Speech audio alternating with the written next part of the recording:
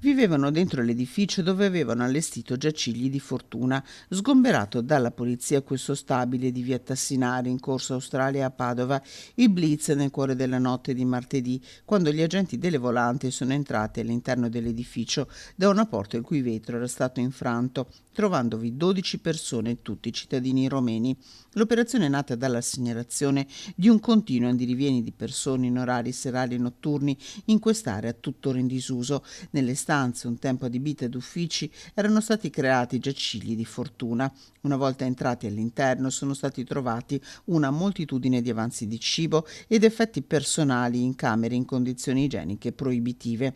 Le 12 persone presenti all'interno sono tutti romeni in possesso di documento di identità valido. Si tratta di 9 uomini e 3 donne di età compresa tra i 30 e i 58 anni, con precedenti penali e di polizia per furti, ricettazione, danneggiamento, deturpamento e imbrattamento di cose altrui e invasione di terreni ed edifici. Dopo gli accertamenti, il questore di Padova, Marco Odorisio, ha disposto per 7 degli occupanti abusivi, tra i quali una donna, altrettanti avvisi orali.